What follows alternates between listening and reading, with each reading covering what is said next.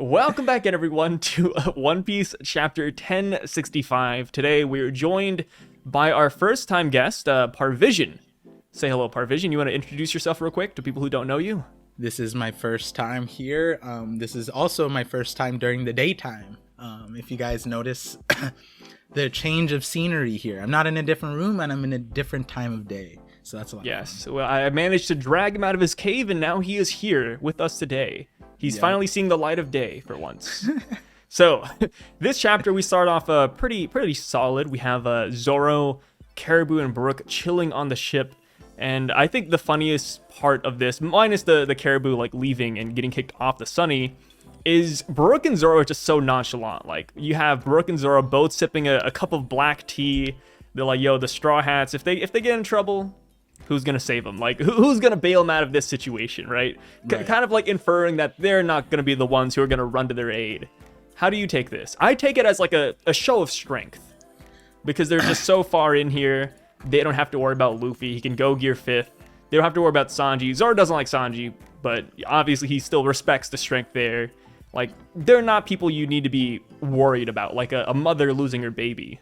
Yeah, I think I like this more also because of the separations in the groups, because one thing that when coming into this island is like, these two characters were never the two characters that anybody ever thought would be relevant to a Vegapunk plotline, right? Nobody thought, oh, Zoro's gonna get lightsabers, right? Despite that happening in the last thing, and everyone's like, but like even then, Zoro doesn't need to be involved with Vegapunk to acquire those things. And then with the Brook side, it's like, I don't even know now if anyone ever thought like, oh yeah, Brook is going to be here and he's going to learn something from Vegapunk. And that was never a thing. But what we do get from this pairing is the underworld stuff. That is something that, coming off of Wano, was something that's super interesting, because we left it with like the Grim Reaper. We still don't get the answer. No. And it's maybe a mystery. It doesn't show up now. But there is this opening here where maybe they had the conversation on Wano and we get a flashback of the conversation and they just continue talking about it here, or this is like the first time, because like maybe Zoro brings it up in a gag way where the community thought that Grim Reaper was like, hey, this is Brook. Maybe Zoro brings up like, hey Brook, do you have like a twin brother or something? Like, I saw this guy, he looked really similar to you, that kind of thing. But at the end of the day, this could be a way that these two end up talking about the underworld and bringing up that concept here, which again is very interesting for a few reasons. The way the chapter ends actually connects back to a video that I posted to my members already. So I have 3 videos that I posted to my YouTube members that are being edited as we speak, and 2 of them have to do with the underworld, and one of them directly connects with the end of this chapter. And the point being that I'm trying to make here is that Vegapunk, he's mechanized and trying to erase wills, trying to incorporate wills. He's either split his soul into 6, which is the name of the chapter, 6 Faces of Vegapunk, or he split the will, something involved in there. And that's the important part of Zoro and Brook, is that those 2 characters are the 2 characters you would think are the most removed from tech advancements, and here we are removing them from the tech and advancements, but they may not be as removed as we think, because Brook, for example, his devil fruit works by the mass amount of energy within his devil fruit or something that keeps his soul in this realm. And that's the explanation we sort of have. And what do we get in a few pages? Vegapunk is very interested in alternative fuels, energy, creating energy, a sun, for example. And so and we also know that Vegapunk cares about recreating devil fruits. We knew this prior, and it gets further established here. So how interesting would it be if Brook's fruit got recreated, for example? My gosh. Yeah, dude. Puts doctors to shame. Yeah, like the revive fruit is probably, of all the things for Vegapunk to want to recreate or incorporate, think about it. Last chapter, Vegapunk was just like, I'm going to die. Well, that could be solved with Brook's easily. Fruit. And it's like, this is such a narratively good decision, in my opinion, to have them removed, but then also bring them in when it matters, and then possibly bring in their powers and their focuses. There's a lot going on here in this first page me, from my perspective. I just think it's funny that you brought up that he could just recreate the revive fruit, which, bro, like, if you just have that, like, imagine how hot of a commodity that would be. Like, just selling that to everybody, like, hey, you're gonna die, here's the revive fruit, like, you'll just come back tomorrow. Like, I don't know if people would want that per se, because like it's like morally weird, but also the world government probably doesn't like that either. But yeah, like it's like an alternate future, like it could be a thing.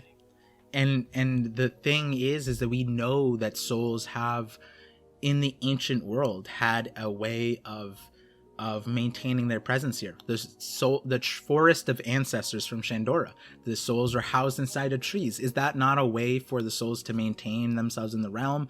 The other ones, like this is a different version, but on Wano, the fire festivals, to send the souls into heaven. So the soul concept is something ingrained in the ancient history, and I'm curious to know if, because of the end of the chapter, what you just said, the world government wouldn't like that, right? Maybe the ancient kingdom already figured out how to do something like that.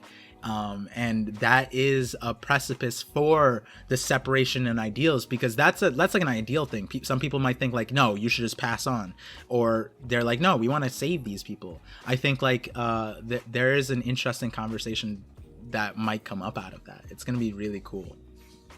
And going on, one more character that's just absolutely being neglected by us, just like Zoro and Brook in this chapter, is Caribou. Mm-hmm. I mean, we've talked about Caribou at length on whether or not, you know, that man is affiliated with the world government, if he's a pirate, whatever. But I think it's safe to say that based on his, you know, freaking out of this being a government country or government island, we can most likely say that whoever he's working for, they're not in the world government. It's not the Godose, it's not CP0. It's not a Kainu. It is definitely a pirate now. I agree with everything that you're saying, except for the government island part might not be entirely true. He could still be associated with someone in the government, especially now that we know that there's so many factions between Sword, CP0, Gorosei, the Marines, and then Vegapunk also. There are a lot of factions. It's still there, but I would strongly say Vegapunk is completely out of the possibility realm, because he's out. He would recognize, like, he sees Vega, like, they're there, and you could see the lab, you could see all this stuff, like, one way or the other, he would know. Lilith. It would be cool if when we met Lilith, we had a small inner monologue where Caribou's like, oh my gosh, that's Vegapunk, like, I gotta get out of here. Mm-hmm. I think that'd be really cool, but no, we didn't get that, so Caribou obviously probably doesn't know what's going on right now. Yeah. He's just as lost as we are. At the moment, I think the part where I do agree with you that it doesn't make, there's better options outside of the government, is that he seems afraid of being here, so being with another faction does make more sense. I'm just saying that the government side isn't completely gone, but what I would say is my feelings of him being connected to Dragon. I had a video about Caribou talking about all the different factions Caribou could have been possibly and connected to, and we've talked about it in previous episodes when they were leaving Wano and talking about Caribou. I think we talked about that too. And the Revs was always a weird one to me, and I was leaning more towards maybe he was part of like Buggy's delivery service, and like the ancient weapons knowledge, right? Like him recognizing, oh wow, ancient weapons, that's interesting. The guy would really love this thing, or the person would really love if I got these things. When I thought about like ancient weapons being familiar or even sought after in the first place, I thought like Buggies would love weapons. There's not many characters that like have like a Buggy focus of like, the Buggy Ball, the Muggy Ball, like weapons in general, like that would make me powerful. And then on the flip side, ancient weapons in general, that would tie you to like Crocodile. That's why Randy Troy has the idea that Caribou was Mr. 10. I don't know if you've seen I've seen that. Yeah, the concept art. And I like that idea. And then the other side was Dragon, right? Because like it's like Dragon having that knowledge, everyone assumes so. And now because of this chapter, it's kind of like, yeah, he kind of knows. So maybe Dragon is the person who like knows about ancient weapons, has talked about ancient weapons.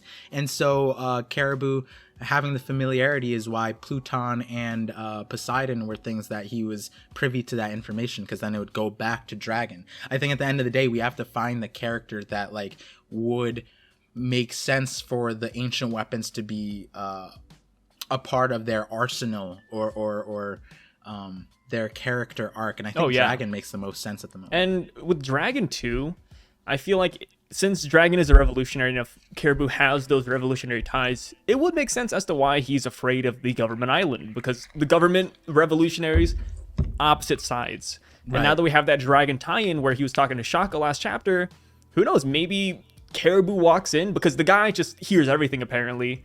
He just walks in and then he's like, oh wait, is that Dragon's voice I hear? Yeah. And then he just goes in there and like he starts spilling the beans. So yeah, I feel like this is the year of Caribou. He's got to do something, bro. Year of the Rat is coming up. Like that's it.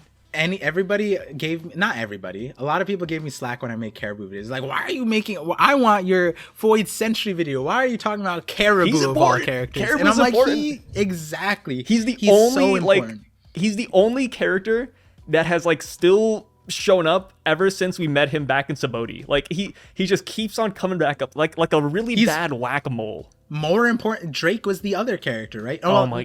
Drake was pre-Sabaody and he stayed, but he's not even that relevant. In terms of time skip, yes, he's a day one, first Logia introduced, and it's like crazy how we got all the way here, and he's still there. Like, that's why I'm focusing on him, because it's like, if he's still here, that should tell everybody that Caribou is going to be important, one way or the other. But between men here, no. Who do you think will have the most significance in this, a bigger impact in the story? Caribou or Drake? Caribou, yeah. Caribou, yeah. Wait, why do you have to preface this with between men? Why did you have to? I was thinking you were gonna say some out of pocket ass shit. No. Whoa, no. I'm here to talk about One Piece bar. But yeah, so I really think Caribou is set up to do bigger things than Drake. Drake could be brought back, right? Like we saw Helmeppo and everybody else kind of talking about him, like, hey, we haven't heard from Drake in a while. Who knows? Maybe he comes back in with the heat. But right now, Caribou is foreshadowed to do a bigger plot event than Drake ever has. Just sad to say. Yeah, no, I mean, I would tell people to go watch my Caribou video. I think the thumbnail's like Nika's brother or something like that, and Caribou's in it. Obviously, that stuff is like clickbait, and like you watch it and you understand why I say those things or why it's covered that, so it's not fully clickbait. But the core of it, it's the part where the whole point of the video is like, either Oda included Caribou for the dialogue that he's contributed, which in this chapter his dialogue isn't super valuable, but it is. You went off on it and also like just automatically was like, yeah, he's probably not associated with the government, so it is valuable. But you look at his dialogue prior to this, every single one is super important. But let's just say you could have another character do that, the dialogue that he had. Various characters could have substituted for that. I thought about that. And so the other part of it is his power. His power is very interesting. And so either Oda included him in the story for his power or his dialogue, and the amount of focus that, like, I don't, even with my idea that he would be valuable to the Straw Hats, I didn't think that he'd be in a Vegapunk arc. That's kind of crazy to me. So he's now getting more focus and carrot. Now that he's here, it's like, I think both dialogue and power and character, I think they're all important. Oh yeah. Imagine Caribou going to the scrapyard of Egghead Island and just taking all of it within him. Yes, yeah, like broken, bro, broken. Like I thought about this actually yesterday in the shower, this morning in the shower, where I was thinking about Caribou, and I was just thinking like, yo, he could probably like save so many of Vegapunk's inventions, like. And like, you know, if the island is in danger, explodes, or Vegapunk goes off the rift, like, or Lucci comes in, or something happens, Caribou is the saving, like this the plot device that can save everything easily. Actually, if he can kidnap like 50 mermaids and Shirahoshi, that like he can capture metal. Yes. So moving on with the chapter. The chapter and us aren't the only thing that's moving. It's also the stairs. The stairs are moving up. The escalators going sicko mode right there. Nami and Usopp hyping it up. And this very much, I talked about this in my video, but this reminds me of the stairs, or I guess like steps of Marie Joie, where they were powered by slaves. And then here we see that they're actually powered by fire. And if you had to pick a power source, which one would you pick, fire or slaves? Because I honestly, man, I might have to go with fire. I think fire takes the cake. I'm going to answer with fire, but I want to let the viewers in on a secret. What's up? Can I tell them the secret? Tell them the secret. Okay, so the secret is that this is the second time we're recording. We are. Okay, and so we went through the whole recording, and then the video got lost. We don't have to talk about that. So we had the conversation. Me and Sai remember it. And I'm so glad that we were re-recording, because the way you brought this up this time is so funny. I mean, it was great the first time, but this is great. And the way you're like, which powers? Yeah, so we had an initial recording, got lost, but now that we're doing this a second time, now that we're talking about the chapter twice, the ideas have really stewed. The comedy is showing, because it's like, man, I really wish we had the first recording. but Par, if you're watching this, you might notice that Par didn't answer the question as to which he prefers more. Oh no, I answered it which first. He doesn't have to, right? He doesn't have to. So speaking of fire, I answered it right before. I knew you'd do this, so I said I'd choose fire. Then I talked about it because I knew you'd do this. Oh dang! I bleeped that out of my mind. Yeah, I bleeped it out of my mind.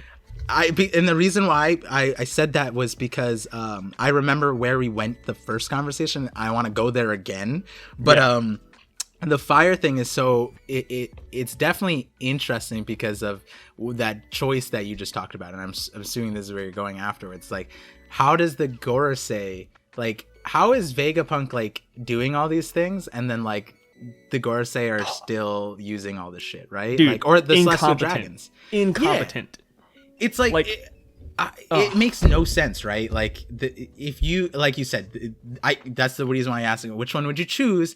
And the thing is, the Celestial Dragons, they don't have to choose one answer. They could choose both. They could use this escalator, and then they could have the slaves doing other things. And then they're like, no. Easy.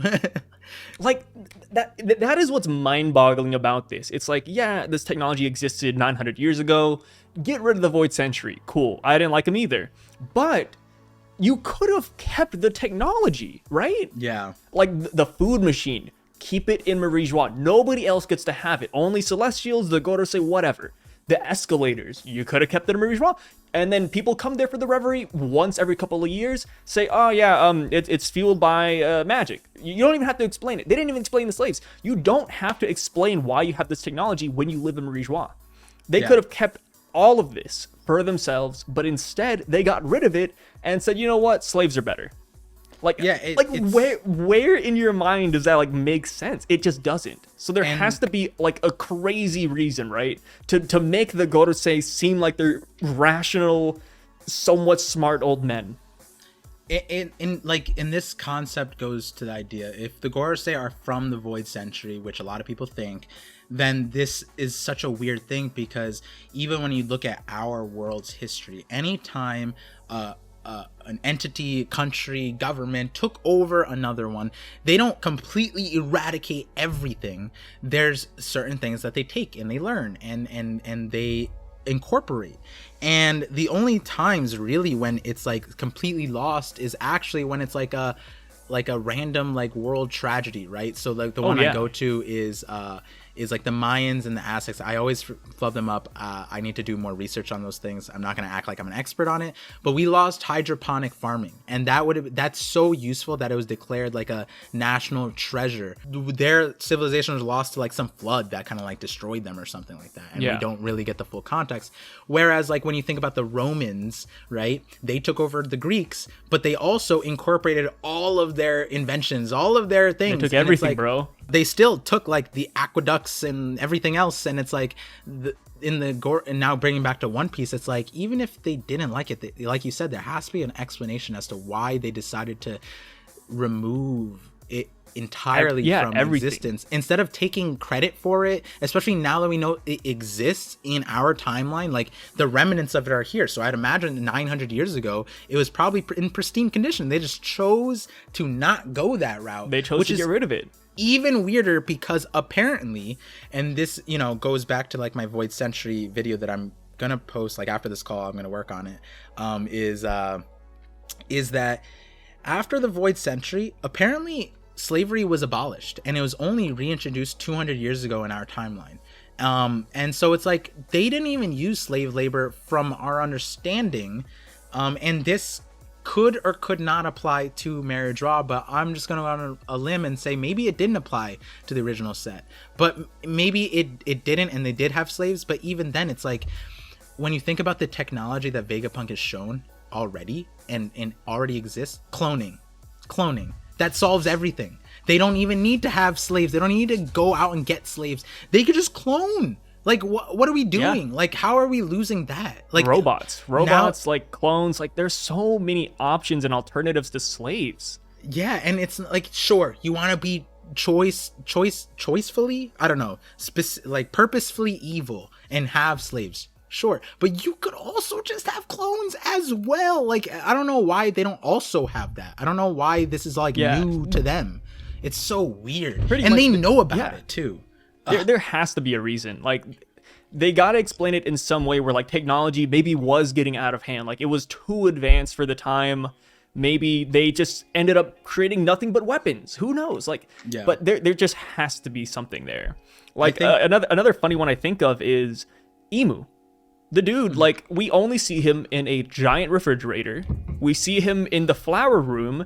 And it's like, bro, if I was Emu, if I was potentially from the Void Century, I'd want some tech for myself. Like, give me like a PS5, give me like a gaming setup, give me a flat screen TV with, 500 years of Netflix. Like, anything. Yeah, anything would be great. Because we know Vegapunk could probably create it. Yeah, but no, he has Flower and Butterfly. Like, and so, this, I think where we're going with this is that maybe they're afraid of technology. Maybe that was like the discrepancy there, that like technology was so advanced that it was like mythical almost, and it's like the reverse of like how magic is viewed in a lot of ways. Speaking of their technology, they mentioned that it's actually all fire based. Pretty much everything runs on fire, and Lilith mentions that they want to find some sort of eternal flame, a flame that never goes out, to help power all of this. Which, since we know that their technology right now is similar to that of the ancient kingdom, it makes me wonder if it was also ran by fire. And here's my theory that I said in the first video as well, so it's not going to catch you off guard.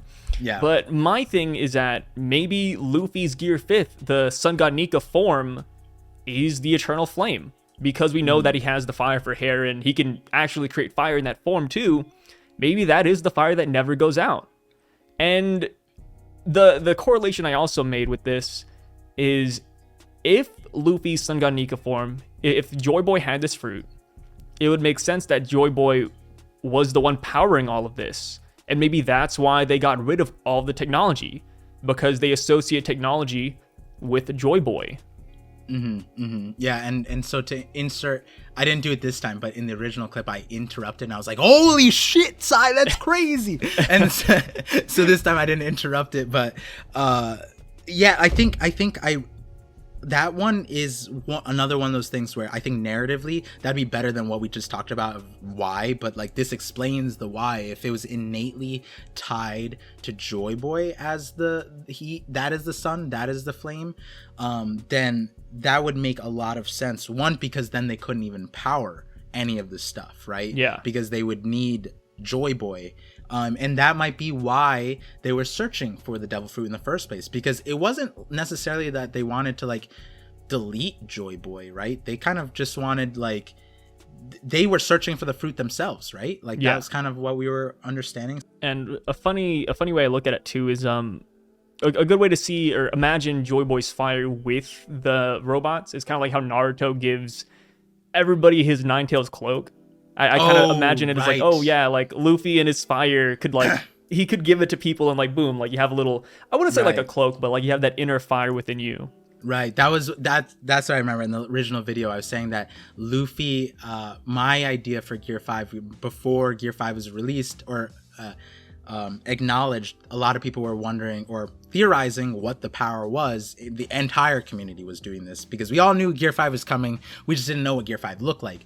And so I think I said it in the Hidden Island collab, or was that I thought that Luffy would be able to spread his rubber powers, and so he would be able to give the freedom and liberties that he has to his allies. And so then in the final war, when like the cards are all thrown out and they're like, struggling still, Luffy awakens and gives all of his allies rubbery powers, and so then they're just as durable as he is. And so now everyone gets to experience the fun that Luffy has as a rubbery guy, and we get a bunch of fun examples. Now I remember, I said the that it'd be funny, like, this is a complete joke and gag, but like Zoro laughing uncontrollably and then him jumping onto Luffy, like how Luffy always like tackles his friends. Now we get the reverse of all of his friends tackling Luffy or something like that, and like we get the reverse situation with Zoro and Luffy.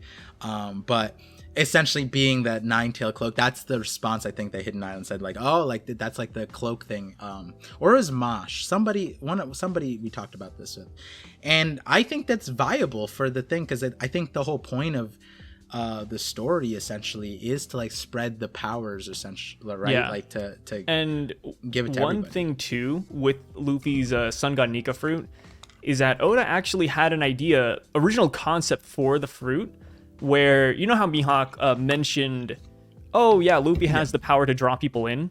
Yeah. Oda had a scrapped idea that the Sun God NIKA fruit was responsible for that it made people like Luffy more. Oda had that idea in his one of his Road to Laugh Tale volumes, and then he like crossed it out because I don't think he enjoyed it that much. But he could always bring something similar to that back, such as Sun God NIKA potentially giving fire to other people instead of forcing friendships onto him. Yeah. So the idea is floating in Oda's head. We can't deny that. So moving on with the chapter, we see Lilith go through a door, she disappears, and then we have like a lot of small dialogue here and there. We have that crazy door, which somebody mentioned could be a Logia, which I think is hilarious. But realistically, like, my opinion is that it's most likely the clothing. Because Lilith did make a note in the previous chapter that the crew should get changed before we can actually go in here.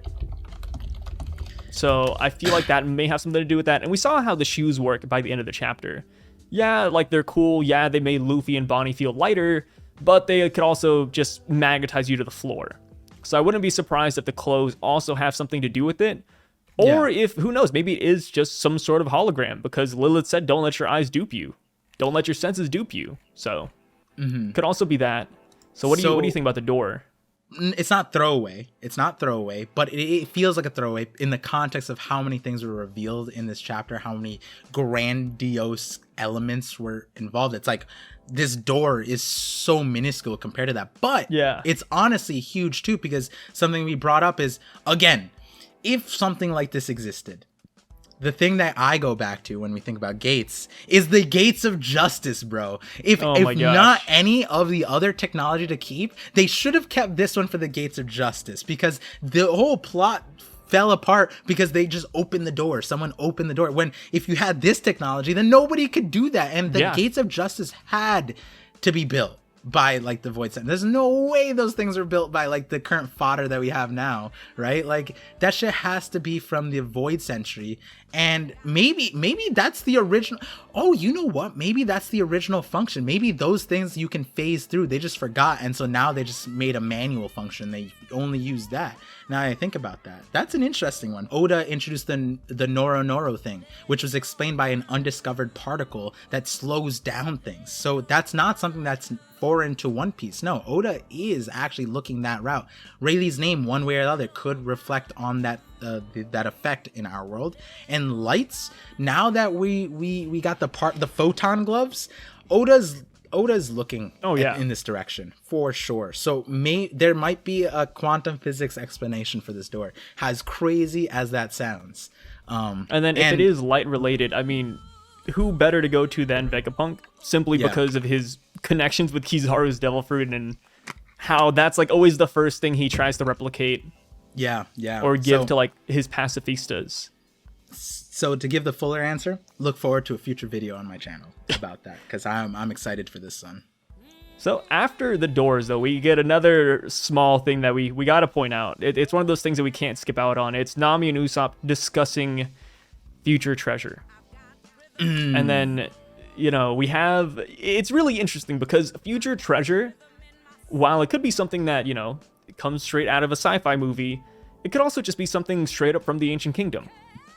And this is definitely like a weird panel to have, right? Because they're walking, and then next thing you think you like, okay, they're running into Jimbei. But no, that's not the case. We actually get a small off panel with Nami and Usopp where they discuss it, and Usopp wonders, like, what do you think future treasure is even like?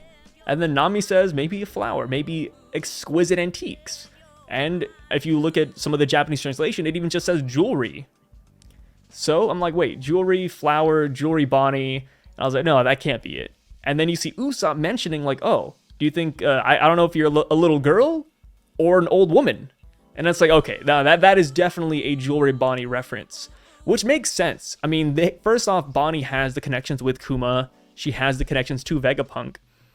But it's like, wait, what if there's something more to that? Well, what if it's not like on the nose as we initially thought? And she actually does have something to do with the Void Century, and that's why Oda waited for so long to actually bring her into the story, and why we're getting the Void Century stuff here too. Right. So whether it be like Bonnie's DNA because she's related to Kuma, or maybe just she has I don't know, some devil fruit that has to do with it. Who knows?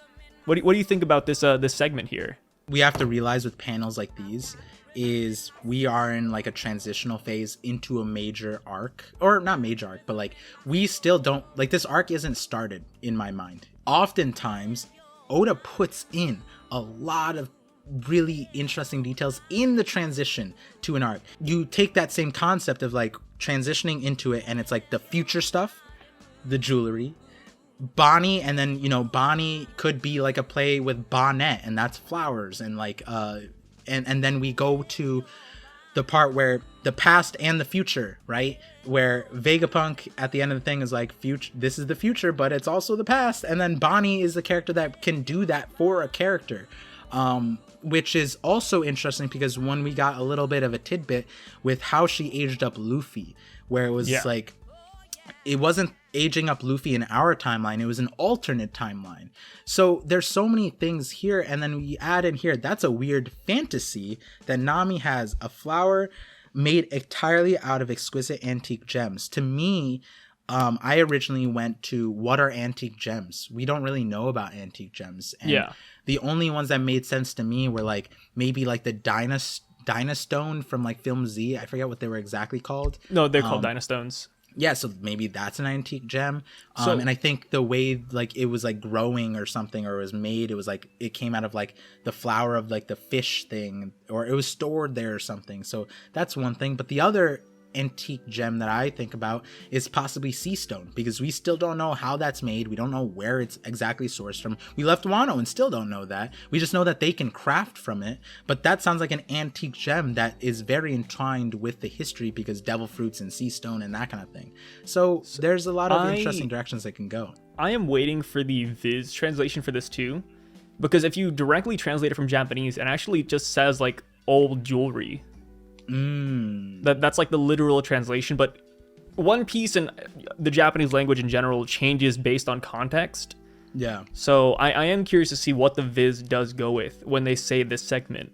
And if they do change it to just jewelry, then I feel like that's just super on the nose, like even more so, right? Yeah, it's, and like my question there is like, with your take about this connecting to jewelry, Bonnie, what exactly do you make of Nami's exact line? Because it also seems forced. When has she ever cared about a flower made entirely out of exquisite antique gems? Like usually it's just gold or money, but she gave a very detailed line here. And like in your context, what does that mean then? So as far as like, it's because she imagines that in the future we might not need gold anymore.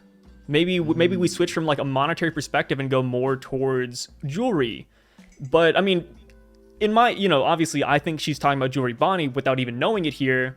Maybe it's saying that one of the treasures of the ancient kingdom wasn't money. It wasn't gold. It was more so the people itself. Or even a special race, or Kuma's race. And if Kuma actually is the father of Bonnie, which debatable because they look very different, and Bonnie does mention he is a special race rather than we are, right? Then I don't know, maybe there's something there. Maybe it has to do with lineage. Maybe it's just, oh, they value people more than anything. Who really knows? But yeah, it is interesting that Nami doesn't immediately go for berries. She doesn't say, oh, let me look for some holographic gold, right? Yeah. It's, like, show me those flowers, which... Yeah, because... It's not even tangerines, bro. She says flowers. And even more than that, because a present treasure, like you're saying, would be berries, right? But she says future treasure. So she thinks a future treasure would be a flower made out of antique gems. And like, to me, another thing that goes back to is in the past, there were devil fruits. And so devil fruits are a treasure in our time, a treasure that worth a lot of money, but just power wise are a treasure. And there are fruits that come out of flowers essentially. So maybe this is just a line about devil fruits. Maybe it could be.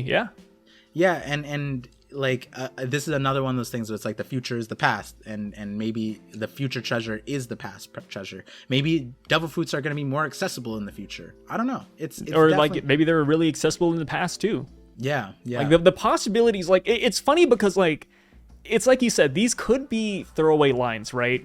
Or they could be set up, and I think that's where Oda plays best, because he's giving himself an open book. We know that Oda can change the story as he goes. Who knows? He's 2-3 chapters out, doesn't matter. Further than that, though, he can always change small details here and there. So by opening the holographic doors, the treasure, the fire, escalators, by Caribou like leaving, Zoro and Brook being on the ship, do they want to help? Do they not want to help? He's giving himself a lot of leeway so that he can like make the story as interesting as possible. And if he needs some random plot device, he could say, well, look back at this chapter. This is one of those chapters where like I think you said it in the first video, like this is one of those chapters where you write it down as a reference point. Like this is one of those really big chapters. So moving on though, like we get a big reveal. Yeah. We see the Jimbei Seraphim. Seraphim 04. We see extra vats behind him. And then we have all the characters reacting. And I think the most notable thing that somebody in one of your live streams pointed out is that if you look at Jimbei's right wrist, in the second panel, we see him, he has like this weird, like, it's not, like we leave his hand, and on the wrist, we have like this weird water band. Yeah. And it's like, okay, Oda's showing this off, and we don't know why. Like, the real Jimbei doesn't have that. Lunarians do not have that. So there's got to be something there. Maybe it's a way he produces water for his Fishman karate. I feel like that makes a lot of sense. It could be the chemicals we see behind him in his body. It could be the green blood that Pythagoras is talking about later in the chapter. It could even help him with the swim devil fruit. We don't really know. And do you have any takes on this? But something that you brought up was like, and I think a few other people since then have brought up, is like the water is on his like left hand, and then the Fishman karate was on his right hand, and then also the part being that we get revealed that he has the swim fruit, and so the swim fruit is very interesting for a fishman, because yes, he may not be able to swim in water with the devil fruit anymore, but with the swim fruit, it makes everything water for him. Oh yeah. And so maybe that what we saw the Fishman karate was him using the ground, using the swim fruit as Fishman karate, which I really like if that's the case. So broken. Yeah, that's such a cool, and like it's like a fan fiction thing almost, which this entire chapter feels fan fictiony. But Jimbei, like a lot of people were wondering, like, are we gonna get the warlords all as seraphims? And this one was one of the coolest ones to me, because Jimbei being a fishman, seraphim would make him Lunarian, so we get a Lunarian fishman seraphim kid Jimbei. That's broken. Just fan fiction, and Oda's like all for it, and I love that. And here you go. He has a swim fruit too, which is nuts, because like when you think about it, there's more like people look at the swim fruit and how fishermen having devil fruits is like a total nerf. I would almost argue the opposite, depending on the fruit. Like this fruit is busted, because let's be real here. How often are the Straw Hats fighting people underwater?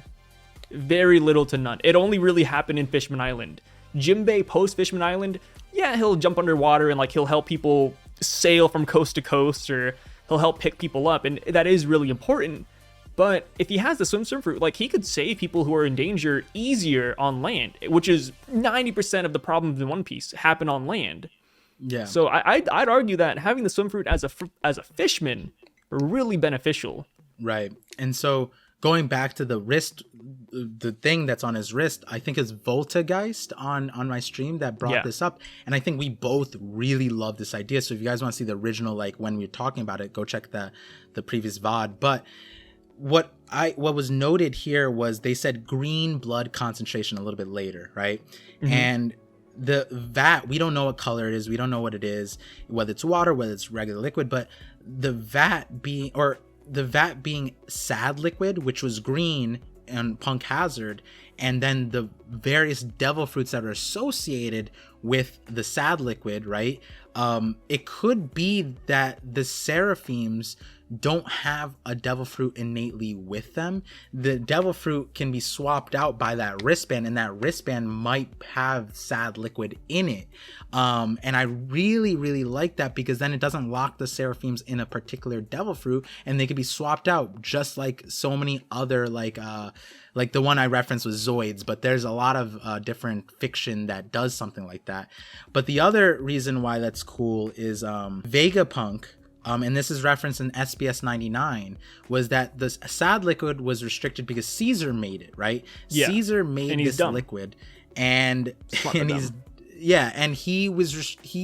hit the boundary of only being able to get recreate devil fruits from things that he could extract, which is why all the smiles are known animals. But as we know, devil fruits, mythical zoans, logias, paramecias, there's no known existence that we've seen that replicates any of those, really. Some of my videos expose some of those ones. There's some connections that we have, devil seed users being an example.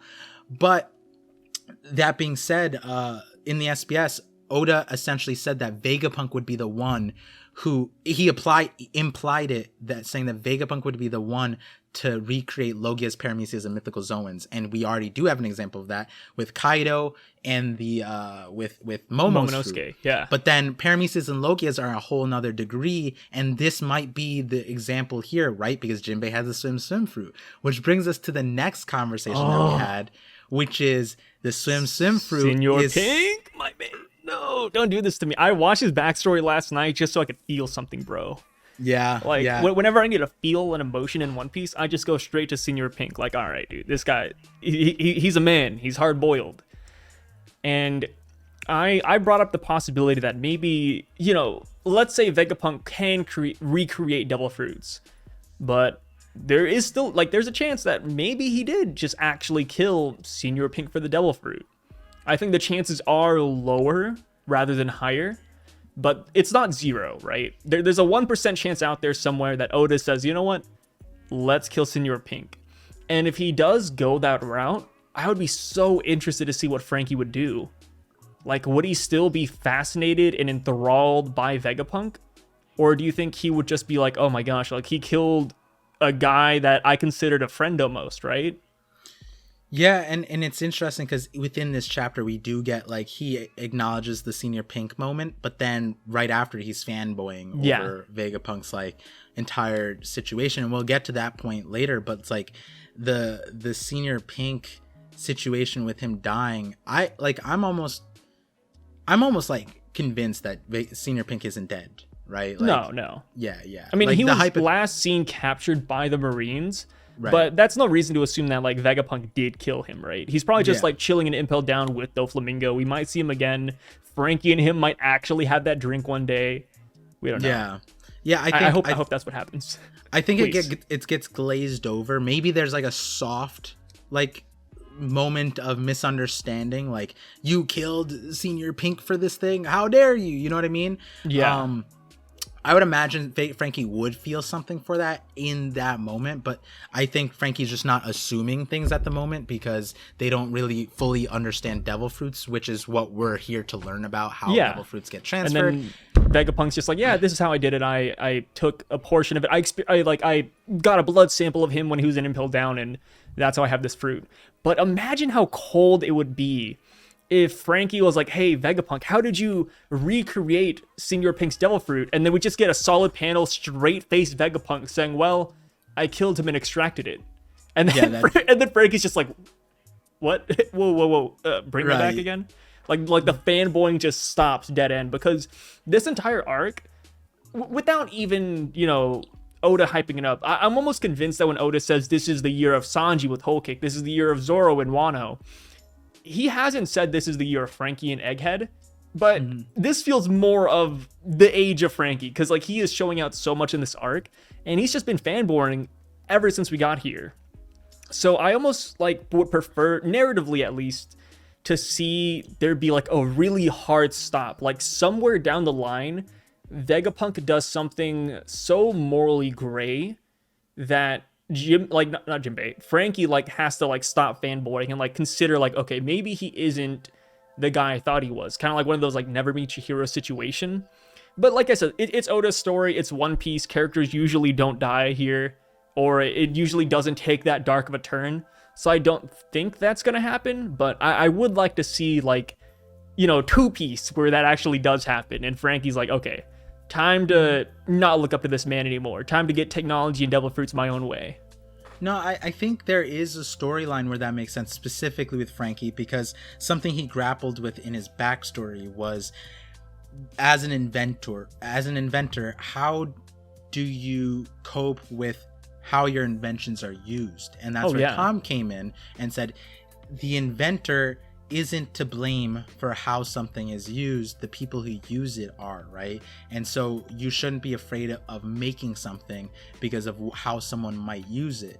And that might come in circle with Vegapunk, because that might be why Frankie would forgive Vegapunk for making pacifistas, for making all these things, bar the pacifista's route, right? Because Kuma is being used there, and the question being portrayed to Frankie is, can Frankie forgive how an invention is made? Because that is something different. What about the Kuma situation, right? Because that's where all the plot lines meet, right? Bonnie's here for the express reason of Kuma, right?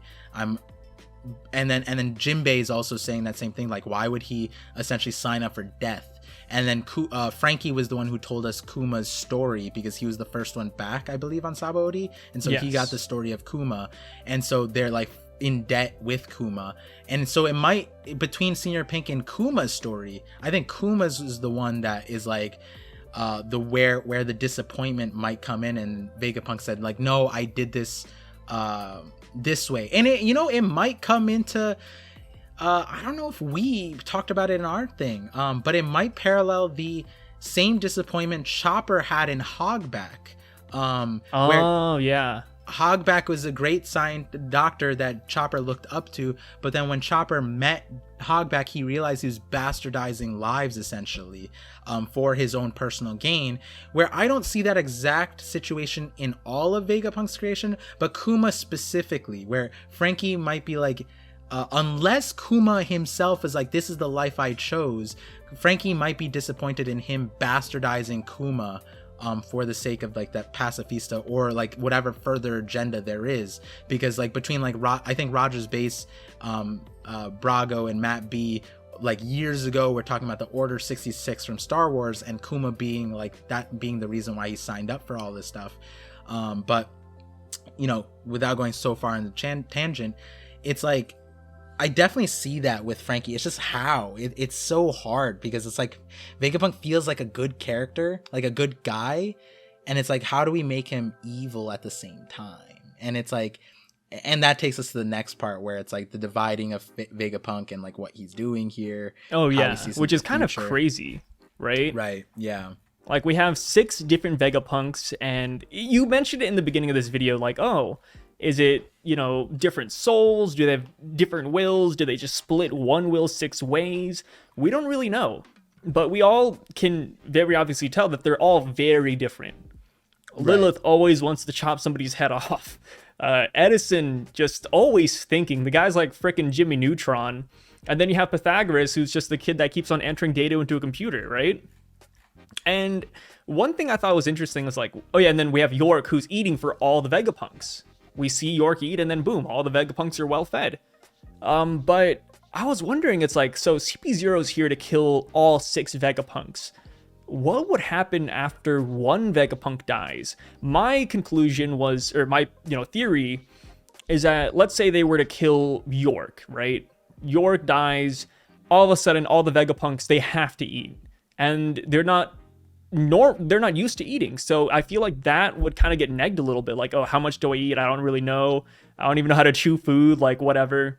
Like they'd have to like relearn all of that. And same for Shaka. If they killed their logic, the guy that makes the decisions, then I think their decision making would go down considerably. It wouldn't be 0. They can obviously still do things, but I feel like it would just go down drastically. And I think you came up to it with a different answer, where once one of them dies, the like York, for example, they would just all get a portion of that. If Shaka were to die, they'd all get a portion of his things in return.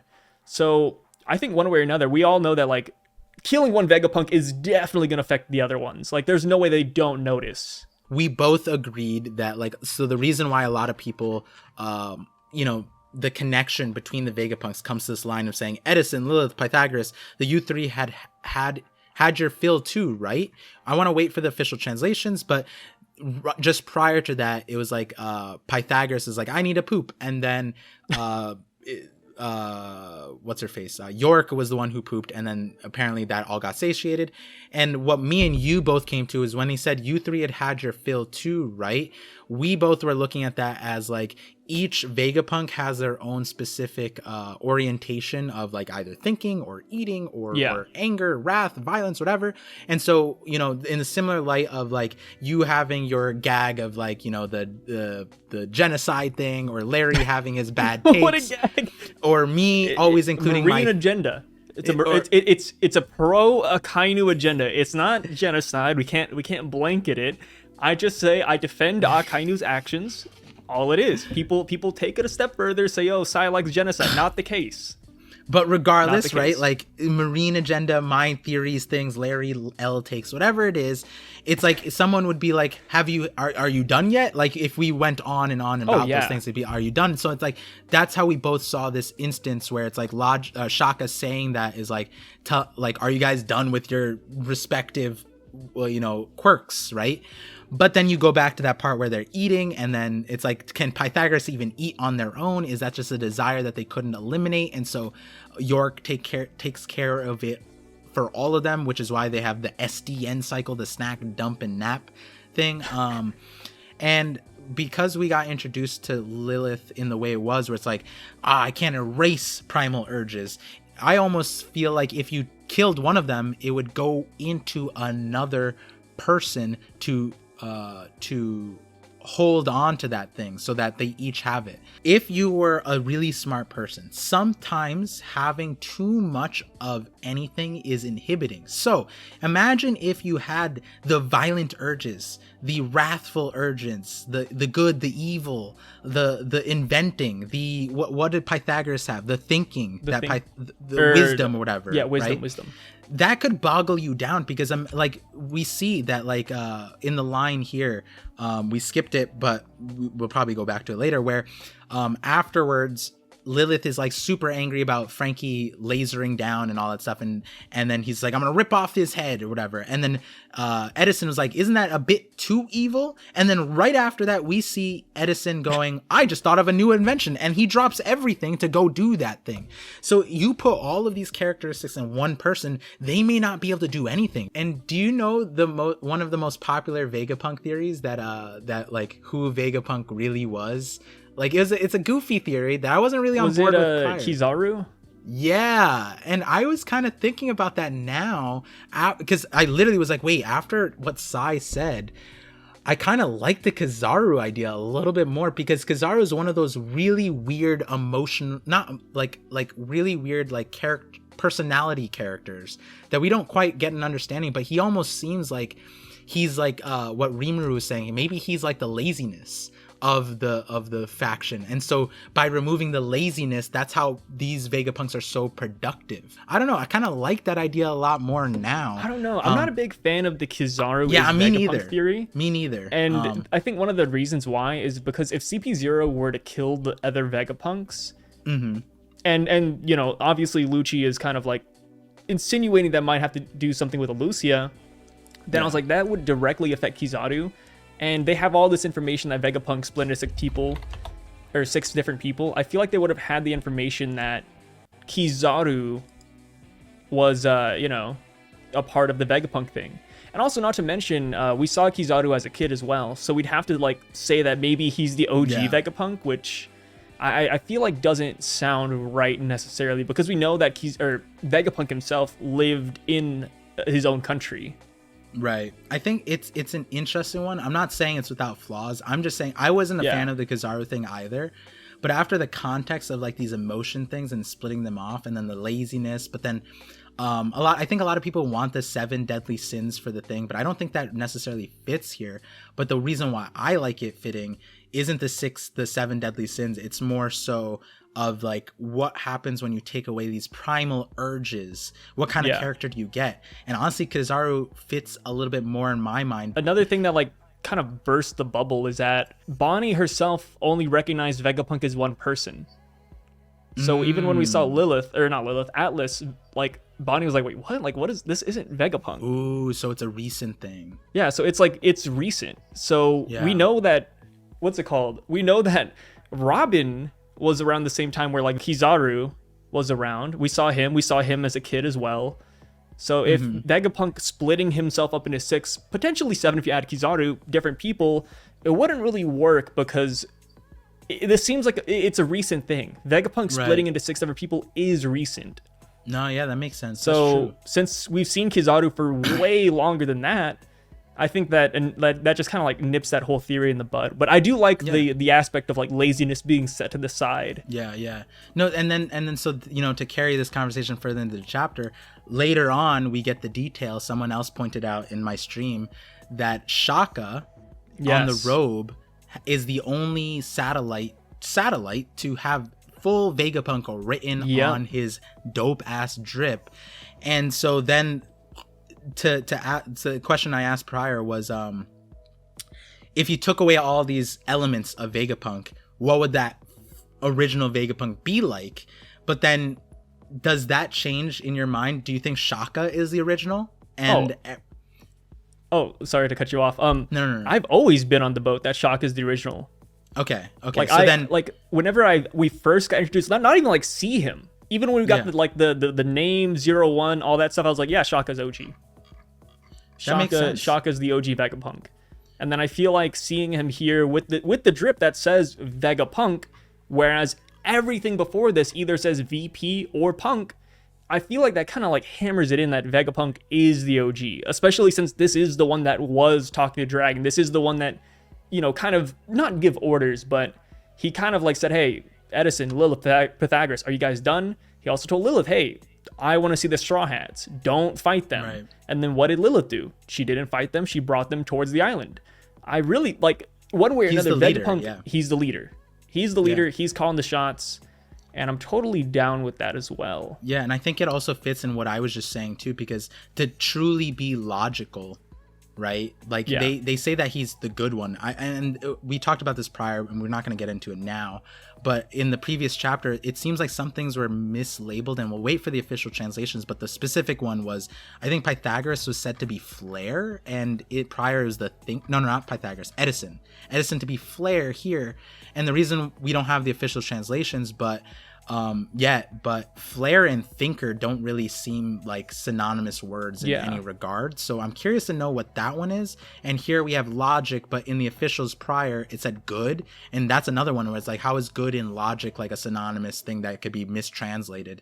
But the reason why I say it fits is because to truly be someone who's thinking about the good or logic or thinking logical, you have to eliminate some things. Like, you can't be engrossed in like inventions or like the various things that we see, like the desires that York would eliminate, eliminating some of those things. So it could be that for Shaka to be the logic Vegapunk, you had to eliminate those other ones, which would make him the original. And I do really, really like that. And the other reason why I just thought of it was, and I was thinking about this in the shower too, I was like, wait a second, this chapter is called the 6 Faces of Vegapunk, and we've seen the 5. We saw Edison, we saw Pythagoras. Yes, those 2 we don't see the face, but from our understanding, they're like robotic kind of things. So like those are their faces. We see Lilith, we see York.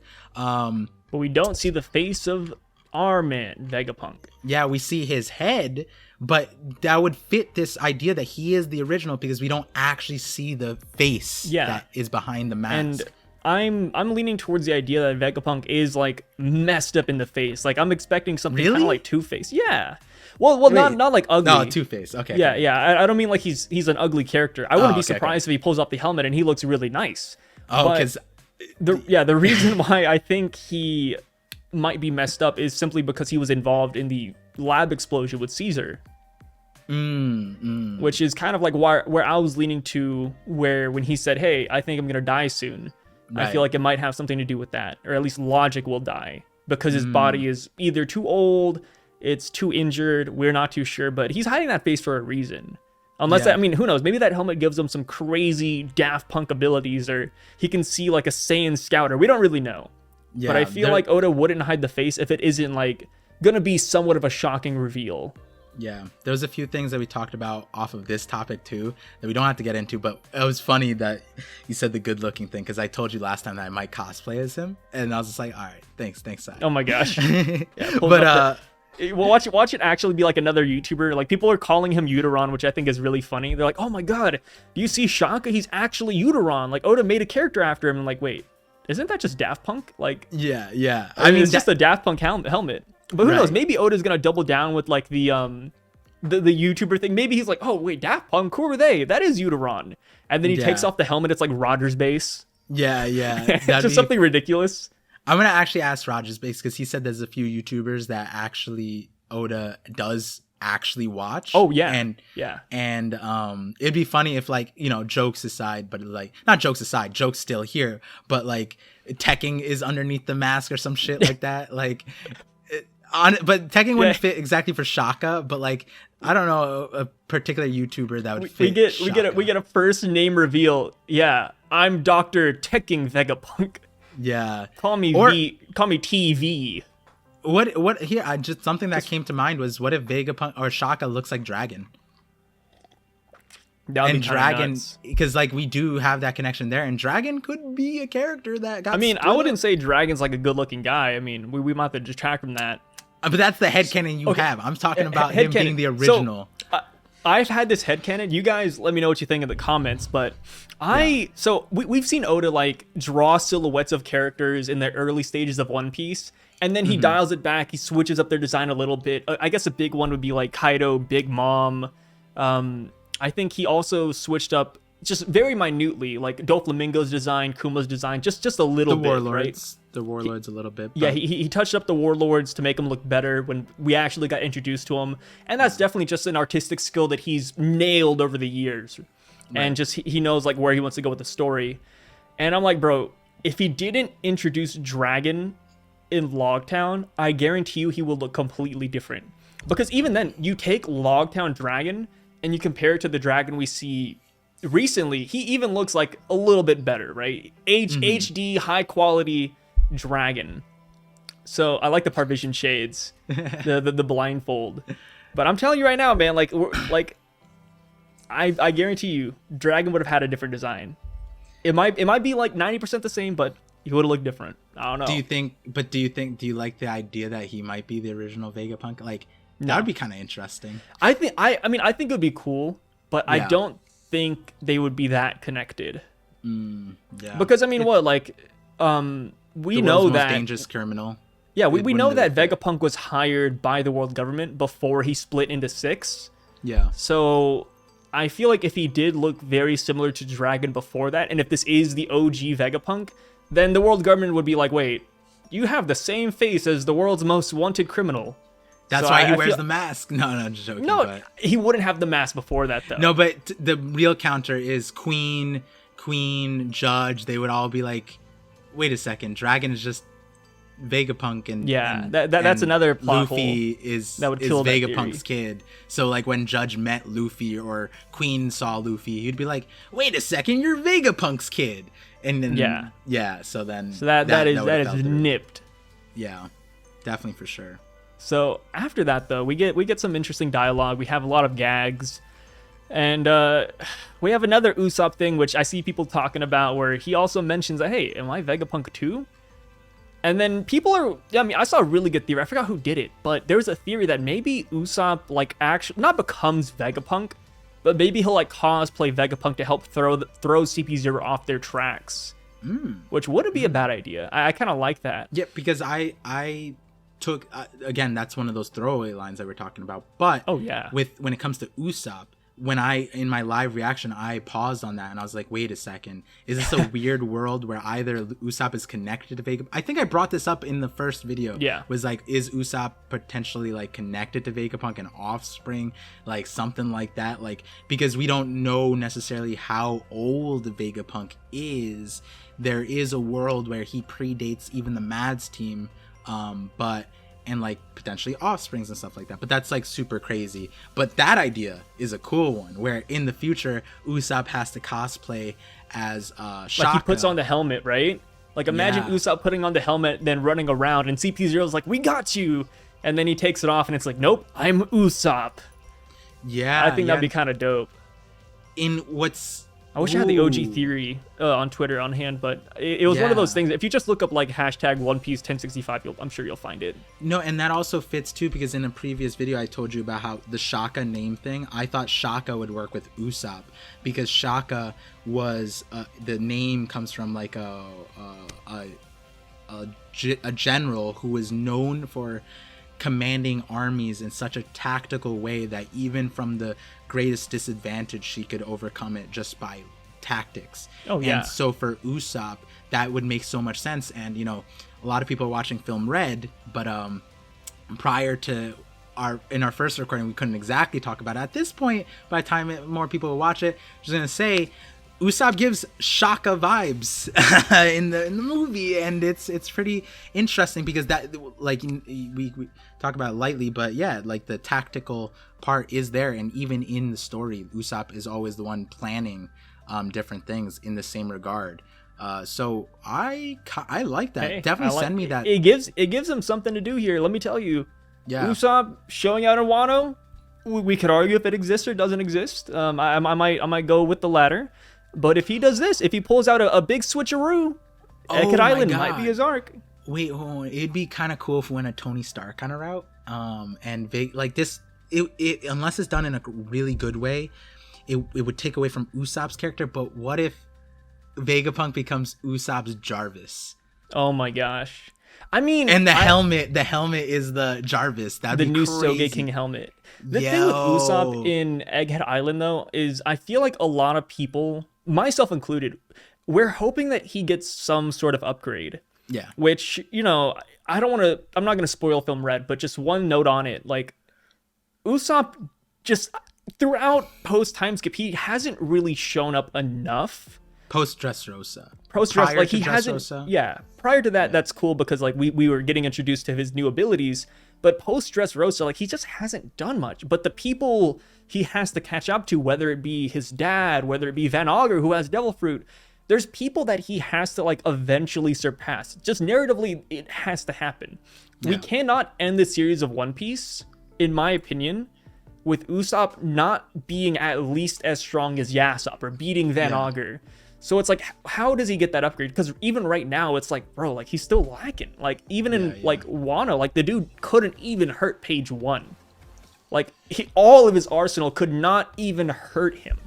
Yeah. And it's like, we need something. And that's why I feel like in this arc, we need some sort of upgrade. He could get it in Elbaf. That's always a possibility as well. But I think we should get it sooner rather than later so that it feels more natural and he can progress with an ability. Like, if he gets it here, and then throughout Elbaf, he comes to understand his abilities or, you know, work with what he's getting, I feel like that'd feel more natural. So I feel like Egghead Island should work with him too. I don't know. And with that, it's like, we said a lot of things that a lot of people might disagree with on either sides of what we said. Like, oh no, Usopp did this thing. And I said post-Dressrosa, when prior to that, it's like, you know, he did show up, but not in the way you're talking about, right? He's not like Luffy, Zoro, Sanji level or anything like that. It's just crazy because, sorry, one more thing before you go on.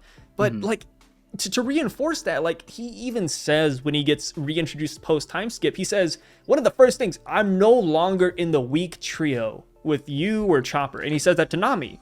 So I'm like, okay, like, he's not on the weak trio. Let's see it. Let's see something go down.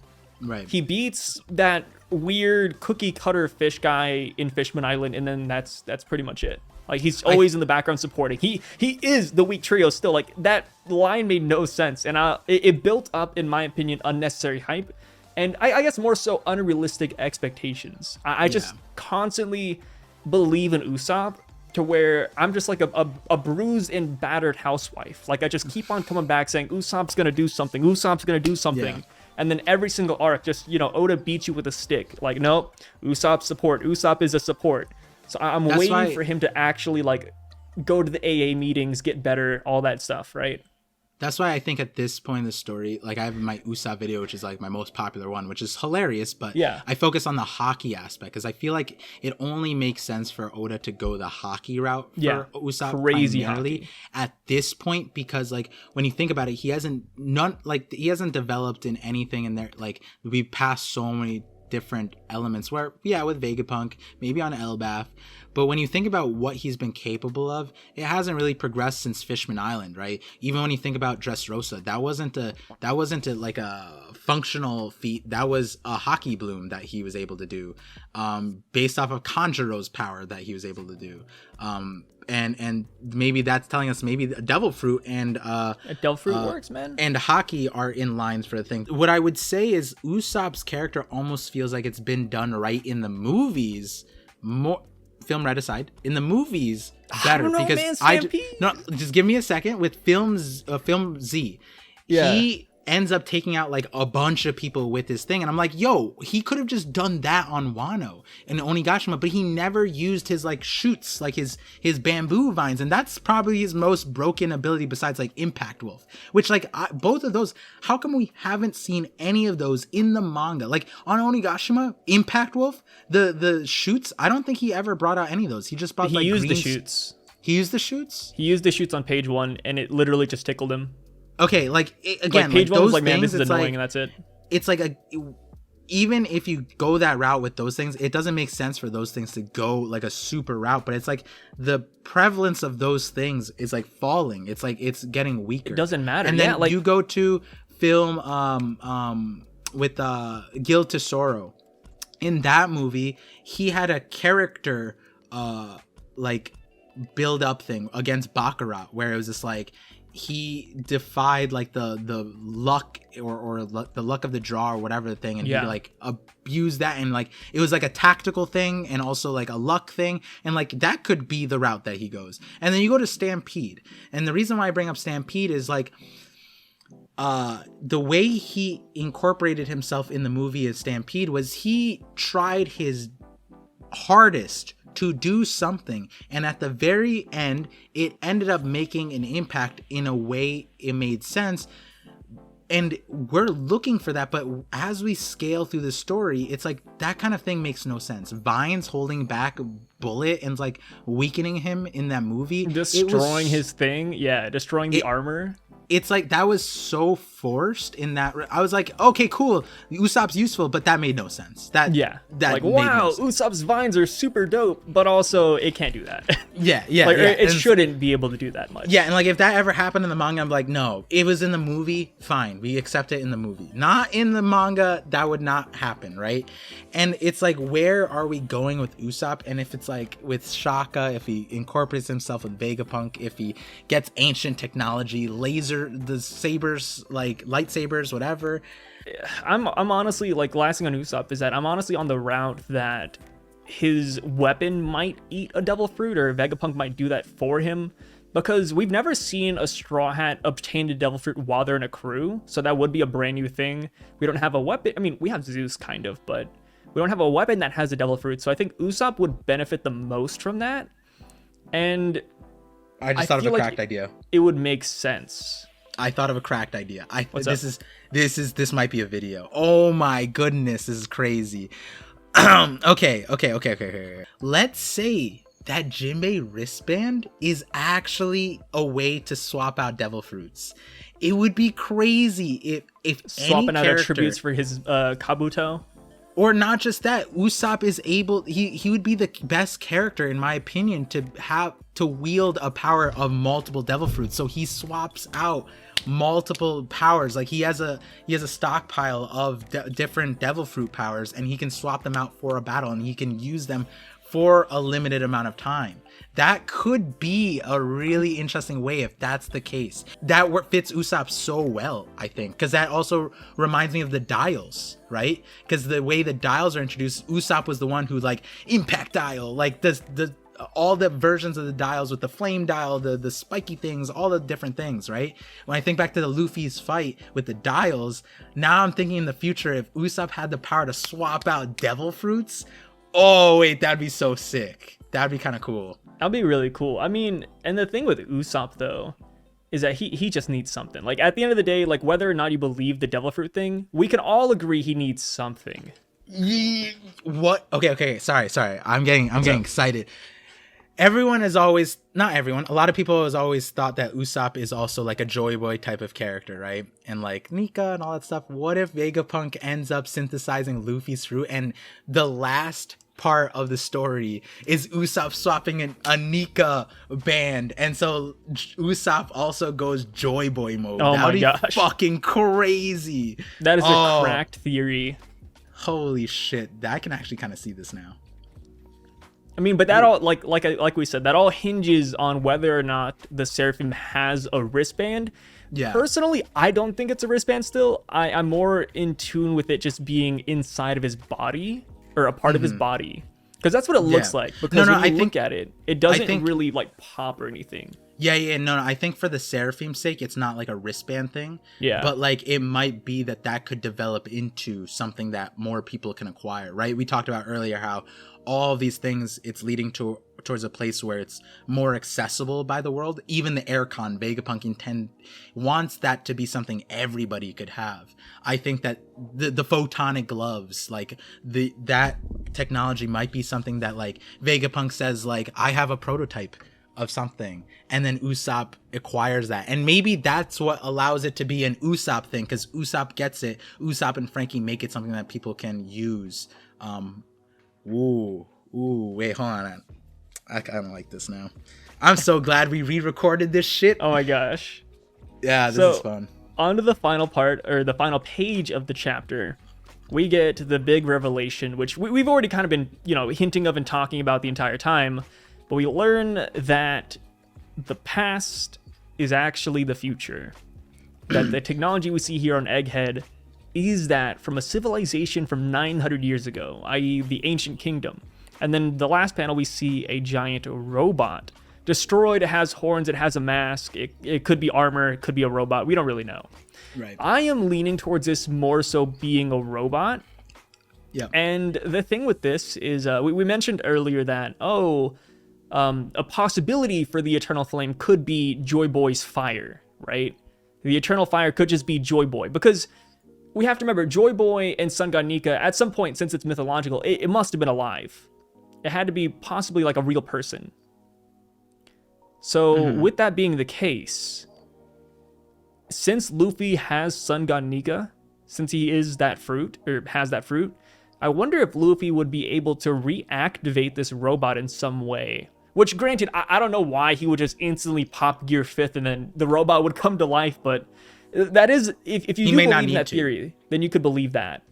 Yeah. That's like the next step towards that. Like, if Luffy's the Eternal Flame, he should be able to reawaken this robot to some extent. And this goes back to what I talked about with Roger's base. I also think I brought it to you too, but the idea that the drums of liberation might be important here. It might be that, like, something that we might find out. You know how Zunisha heard the drums of liberation? Yeah. Who's to say that this robot, this was nearby Wano? What if Vegapunk tells us, like, they started moving while you guys were on Wano? Did something happen? And then, like, it was the drums of liberation that reawakened these things, and maybe that's what's needed. Or that maybe that's not needed. Maybe it's just Luffy's presence, because technically he ate the Hito no Mi model NIKA, so he is NIKA, regardless of the awakening or not. It could be just sensing his presence here, could be that. But Zunisha didn't sense the presence until the drums of liberation. But that could just be a distance thing. That could be that, one way or the other. And I going back to what you first talked about here with this being a robot, I'm leaning towards it. I think a lot of people, it's either it's armor for a giant or it's a Gundam. A Gundam would be cool. That would be the second option, but I do like it just being a sentient robot that is like the pre-pacifista. Because if you look at how big this thing is, imagine the entire world being like policed by these things. And I say the entire world because it looks like it has a sword from Wano, for example, a helmet from Elbaf. Who knows where this tech is from? But like, I would imagine, considering that we were told like this revelation that the ancient kingdom was advanced isn't particularly a new thing, because we already knew that the ancient kingdom was advanced. We just didn't know in what context, right? Because we went like a mythical route with the devil fruits, but technology was definitely in the cards. So this being the case here makes a lot of sense, that like if they had an army of these controlling the world, yeah, that would create terror amongst a certain group. So maybe the world government was afraid, genuinely afraid, like you know, your marine agenda side, that they're doing a good thing. Like my take has been that the world government started out in a good place for good intentions, but the memories were lost, and so because the memories were lost, history repeated themselves, and they found themselves reenacting what they were running from, because the history was lost, the context of it was lost. On chapter 99, it says, it was titled Luffy Died. It says that at the very start, legends that endure in the future were events that took place in the distant past. And I was saying that I think this line tells us a considerable amount about the missing parts of the story left in One Piece. In a lot of ways, the story that we followed over the last 1,000 chapters is a legend in itself, and I wouldn't be surprised if we see that these events that we followed were mirrors of similar events over the past 800 years in One Piece, but also in the Void Century. And so I think that like what we're seeing here is what we're going to end up getting to, and it's just going to be a completely different context. So this kind of technology is like insane, but it's also something that everybody has to prepare for. We're going to see giant mechas. We're going to see that. That's something someone asked in the live stream. It's like, so you're saying the Void Century was a giant mecha fight? Well, partially. There was also probably giants, Lunarians, Fishmans, peak levels of everybody. Yeah, like the powers that Luffy showed, that was probably more common back then. It's just the history was lost. Even the Gorosei didn't have that knowledge of what exactly it was. They just thought that it was ridiculous. The ancient weapons, all of these things are going to make the last saga absolutely crazy. And whatever the last saga looks like, the last war, I think that's what the Void Century looked like. Just a microcosm version of it. When Oda came out and said One Piece is ending in 3 to 5 years, this panel made it feel tangible to me, like so tangible that this is how fast we're moving, that 3 years doesn't sound ridiculous. If we're going at this pace, like if we look at this chapter, the previous chapters, we're getting the end of One Piece. And yeah, One Piece is ending. We're about to get the Void Century, which is one of the biggest mysteries in all of One Piece. And we know it's directly tied to the One Piece too. Yeah. Rayleigh and Roger, they traveled the world, they read all the poneglyphs, they came to some conclusion when they got to Laugh Tale, and pretty soon we're going to find out what the context of that all was. Yeah, it's, you know, and the overall thing is like, you know, like we re-recorded this, and you're like, you know, saying like, you know, apologizing for the video stuff, but like for me it's like it's more important that we do talk about this thing, and we talked about so many new things too that made it interesting for both of us. Funny enough, but it's like I cherish these moments, these videos, like connecting with the viewers, seeing their comments. But like with you, it's like this time is so limited that it's like we're not going to be talking about chapter 1065 once the story ends in this way, right? The wonder that we feel now is now, and so the best it's time fleeting. Yeah. So with that being said, do you have any closing thoughts, or do you want to shout yourself out one last time? You know, just thank you guys for listening into these videos between me and Sai. You know, what happened last time, to fill them in, was it was like 5 a.m. It was like 5 a.m. by the time we were done, 6 a.m. And we were both like super tired, but like we both need to go to sleep or whatever. And we ended up dragging the video by talking about like various animes. Fairy Tail. We went off and like we correlated some stuff in One Piece to Fairy Tail, and that was kind of funny. Yeah, because this last panel reminded you of that, and of a certain scene in that, and we talked about that, and we were just having fun and like a great time. And I think at the core that's like what I'm here for. So like if you guys, I'm so grateful that you guys are enjoying this time, enjoying the conversation. If you guys want to see more, like if me and Sai randomly started a podcast not related to One Piece, then you know it'd be a podcast where One Piece is taboo.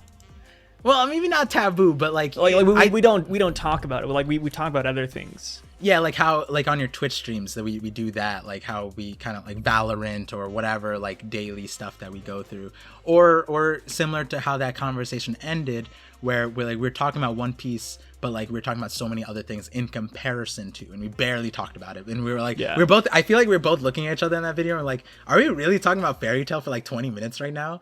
It's an endless pot. It's Fairy Tail is the gift that keeps on giving. The best. I think Par said it best. He said it was the best shonen he has ever read. All right, this is going 3 hours long. No, we gotta end it here. It's getting late in the day. All right, this is not what we said. Thank you guys for coming in. If you want to check out more of my content, go to youtube.com/parvision. And you'll find it all there. So that being said, catch you guys next time. Fairy Tail lovers out.